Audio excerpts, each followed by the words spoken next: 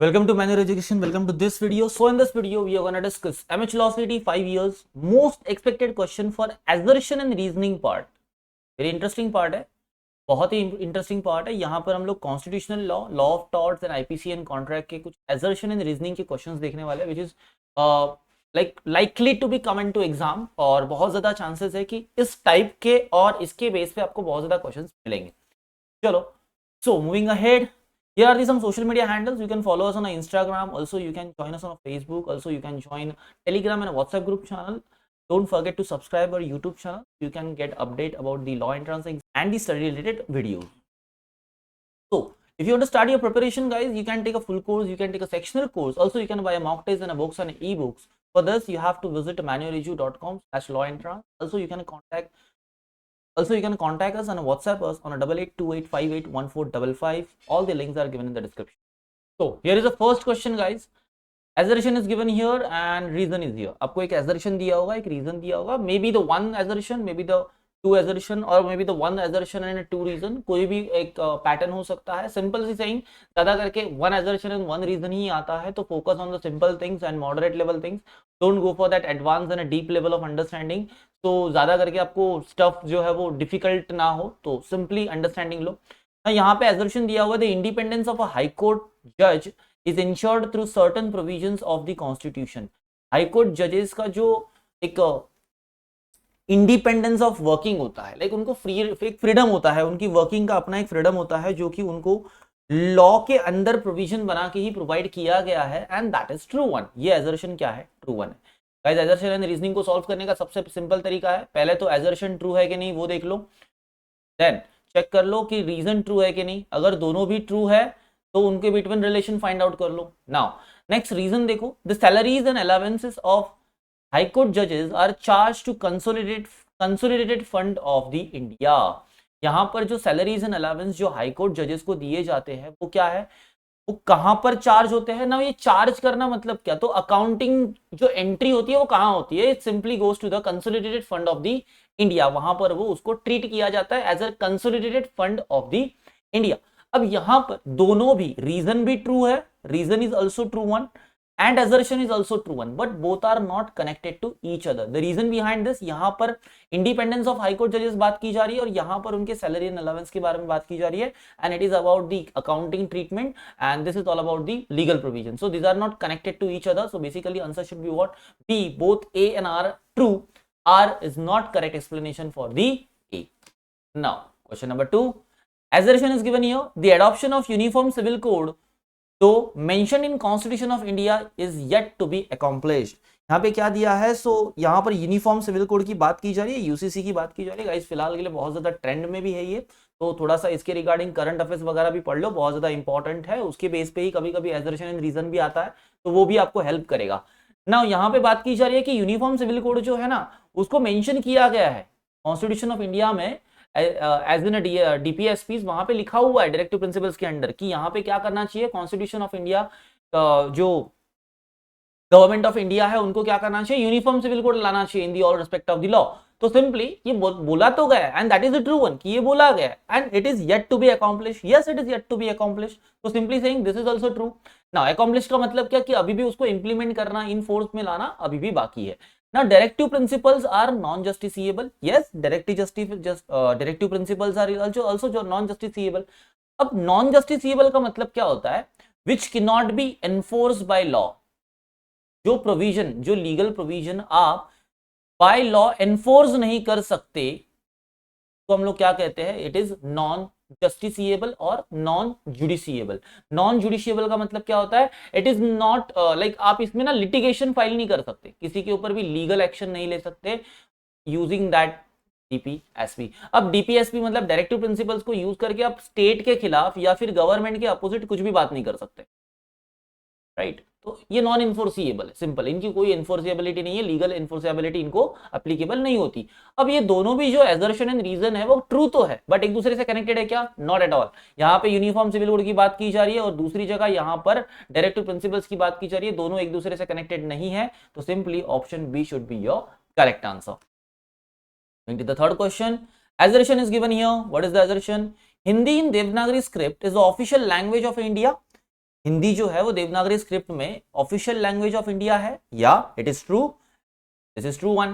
Then reason 22 language of India are listed in English, 22 language of India are listed in 8th schedule. Guys यहाँ पे बोला है कि हिंदी जो है वो Devanagari script in official language, या इट इज ट्रू। दूसरा यहाँ पे बात कर रहे हैं कि 22 लैंग्वेजेस ऑफ इंडिया है और सारी की सारी कहां पर लिस्टेड है, 8th शेड्यूल में लिस्टेड है, and this is also true one. तो सिंपली सेइंग दोनों भी ट्रू है, बट क्या दोनों एक दूसरे से कनेक्टेड है? Not at all. तो option B would be your correct answer. The fourth question, assertion में क्या दिया है? The Indian penal code contains certain exceptions for a criminal liability. हाँ, ये तो ट्रू है, certain there are the certain exceptions, no, like example लेते हैं प्राइवेट डिफेंस, इंटॉक्सिकेशन, राइट। तो ये सब क्या है? इज बेसिकली व्हाट, ये क्या है? ये सारे प्राइवेट डिफेंस दिए, ये सारे एक्सेप्शंस दिए हुए to the criminal liability, right. तो ये तो ट्रू हो गया। Now reasons, there can not be universal criminal liability in all circumstances of the above statements. यहाँ पे बोला है कि there can not be universal criminal liability, यहाँ पे ऐसी कोई भी यूनिवर्सल क्रिमिनल लायबिलिटी नहीं हो सकती इन all circumstances of the above statement. मतलब ये जो क्रिमिनल लायबिलिटी की बात की जा रही है वो ऐसी लायबिलिटी है जो कि सारे, मतलब होल एंड सोल जितने भी सर्कमस्टांसेस ऑफ आते हैं, जितने भी इंसिडेंट्स आते हैं, वो जो अबव स्टेटमेंट से रिलेटेड होंगे, वहां पर सबके लिए एक ही क्रिमिनल लायबिलिटी नहीं हो सकती, ये बात की जा रही है। अब ना simply saying this won't be true, right, this would be true, ये ट्रू ही होगा ना, बिकॉज हर लाइफ, देखो हर एक क्राइम जो होता है डिफरेंट होता है, हर एक क्राइम का इंसिडेंट डिफरेंट होता है, अकॉर्डिंग टू देम उनकी जो होती है लायबिलिटी होती है। तो इट इज ट्रू वन, ये दोनों भी क्या है? ट्रू है, क्योंकि हर किसी every crime has a different type of liability. ये भी ट्रू हो गया और वो भी ट्रू हो गया। Now guys do understand. अब देखो यहां पर भी क्रिमिनल लायबिलिटी की बात की जा रही है और यहां पर भी क्रिमिनल लायबिलिटी की बात की जा रही है, एंड फॉर दैट रीजन यहां पर सब सर्कमस्टांसेस में जो लायबिलिटी डिफरेंस है, तो यहां पर सिंपली उन क्रिमिनल लायबिलिटीज के लिए क्या दिया हुआ है? एक्सेप्शंस भी दिया हुआ है। तो बेसिकली क्या हुआ कि ये दोनों भी एक दूसरे से रिलेटेड है, राइट। अब हमें ये समझना होगा कि ये जो एजर्शन यहाँ पे किया गया है, क्या उसके रिगार्डिंग ये रीजन है? अब देखो, the Indian penal code contains the certain exceptions from the criminal liability. Exceptions तो दिए हैं कि यहाँ पर क्रिमिनल लायबिलिटी से इसको एक्सेप्शंस तो दिए हुए हैं। दूसरी चीज, नीचे बात हो रही है कि इनकी क्रिमिनल लायबिलिटी जो इन ऑल सर्कमस्टांसेस जो है वो डिफरेंट है, ठीक है। तो इसका मतलब ये दोनों भी एक दूसरे से रिलेट तो हो नहीं सकते, because this could not be the reason for the above statement basically, right. तो option B should be your correct answer. Now the essence of joint liability under section 149 of the IPC is that criminal act must have been done with a view to fulfill the common object of the unlawful assembly। यहाँ पर section 149 क्या बात करता है? Section 149 talks about the criminal act must have been done with a view to fulfill the common object of unlawful assembly। yes it is true one, ये तो सही है। दूसरा रीजन बोला गया है कि any sudden and a provocative act done by member of an unlawful assembly would render the others member of that assembly liable। देखो यहाँ पर क्या बात हो रही है, ऐसा क्यों हुआ? क्योंकि ये रीजन क्यों दिया है? क्योंकि यहाँ पर क्या है? कॉमन ऑब्जेक्ट की बात की जा रही है। अब ये कॉमन ऑब्जेक्ट है, दैट मीन्स सारे जो असेंबली के मेंबर्स होंगे वो क्या हो जाएंगे? लायबल हो जाएंगे, उल्टा समझ लो। अब ये कॉमन ऑब्जेक्ट है तो रीजन क्यों? क्योंकि एक असेंबली में, एक अनलॉफुल असेंबली जो होती है, उस अनलॉफुल असेंबली में अगर किसी एक पर्सन में कोई भी गलती की तो सबको लायबल किया जाएगा, इन शॉर्ट। तो ये रीजन भी बन गया इसी चीज के लिए, दैट इज यहाँ पे आंसर क्या हो जाएगा? Both are true and both are connected to each other, and that is the correct explanation for the A. Moving ahead, assertion देखो क्या है? The IPC deals with both substantive criminal law and procedural criminal law। क्या ये true है guys? No, not at all, ये true नहीं है। IPC substantive and criminal law के साथ डील नहीं करता, तो basically this is not true. Then दूसरा देखो, in the IPC first definition of the offense is provided and the next punishment for that offense is stipulated। यहाँ पर पहले तो क्या दिया है? पहले तो ऑफेंस को प्रोवाइड किया गया, ऑफेंस प्रोवाइडेड है, ऑफेंस बताया गया है, and then next what they are discussing, they are talking about कि यहाँ पर पनिशमेंट क्या होनी चाहिए, what is the punishment for that. Basically what they are talking about कि यहाँ पर एक तरीके से ऑफेंस को डिस्क्राइब किया जाता है, and this consist of only substantive law, तो simply saying what would happen is कि ये तो ट्रू नहीं है, दूसरा वाला तो क्या होगा, दूसरा वाला तो ट्रू है ना, तो simply assertion is a false and reason is a true one. D would be your right answer. Now moving ahead to the next question. All contracts are agreements. Assertion is saying what कि all contracts are agreement. क्या all contracts are agreement? या इस यहाँ पे याद करो contract के elements, contract के बेसिक एलिमेंट्स क्या क्या होते हैं, वहां पर एग्रीमेंट होती है, वैलिड कॉन्ट्रैक्ट होना चाहिए, एग्रीमेंट होना चाहिए, एक्सेप्टेंस होना चाहिए, फ्री कंसेंट होना चाहिए. तो दैट मीन्स अगर एक अग्रीमेंट जो है वो वैलिड अग्रीमेंट है तो वो तो कॉन्ट्रैक्ट बनी जाती है. That means all contracts are basically agreement because agreement valid है तभी तो कॉन्ट्रैक्ट बनी ना. तो every contract would be the agreement. Now reason saying all agreement enforceable by the law is the contract. Right, यहाँ पे बात तो सीधी सीधी है ना कि an agreement enforceable by the law is a contract and that is basically all contracts. That is the reason कि all contracts are the agreement. तो simply option A would be your correct answer. Both are true and both are connected to each other. Simple. Now question number 8. guys, before discussing this question number 8, just subscribe the channel and share this video with a friend, and if you like the video just click that like button and don't forget to share the video with your friends because that is very important कि उनको भी help होगी. They will get to know कि what are the questions which are most important from the point of view of the upcoming exam. Now all wagering agreements are void. Yes, all the wagering agreements are the void ab initio and that is true one. चलो, assertion, the parties to the contract must be competent to contract otherwise it will be void contract. यहाँ पे क्या बोला है कि parties to the contract must be competent to the contract. हाँ, yes true, that is also true because दोनों भी party जो है वो क्या होनी चाहिए, competent to the contract होनी चाहिए, otherwise it will what, it would be the void contract. Now in this case both reasons and the assertion are true. Basically assertion and the reason जो है true है, दोनों भी true है, but दोनों भी एक दूसरे से रिगार्डिंग रीजन है क्या, नहीं. दोनों भी कनेक्टेड है क्या, नहीं है, बिकॉज यहाँ पे वेजरिंग अग्रीमेंट्स के बारे में बात की जा रही है and these are the agreements. जो agreements void ab initio void हो जाती है, मतलब क्या, तो ये कॉन्ट्रैक्ट तो बनी ही नहीं. और नीचे क्या बात हो रही है, नीचे तो कॉन्ट्रैक्ट की बात की जा रही है ना. This is a contract basically, this is agreement which is enforceable bye the law, so it becomes what, contract. तो नाउ वेजरिंग अग्रीमेंट जो है वो तो खत्म हो गई ना. यहाँ पर वेजरिंग अग्रीमेंट मतलब कॉन्ट्रैक्ट ही नहीं बना, तो दोनों एक दूसरे से कनेक्टेड तो नहीं हुई. तो option B would be your correct answer. Going to the question number 9. assertion is given here. The rules of a tort law have been developed not from a statute or an act passed by the parliament but from the centuries of the judicial decision. yes, देखो tort law जो है ना basically England से derive हुआ, ठीक है, Britishers ने लाया यहाँ पर. अब यहाँ पर जब इंग्लैंड से आया तो ये टॉर्ट लॉ जो है ना ये रिटन डाउन नहीं है, कहीं पे लिखा हुआ नहीं. तो बेसिकली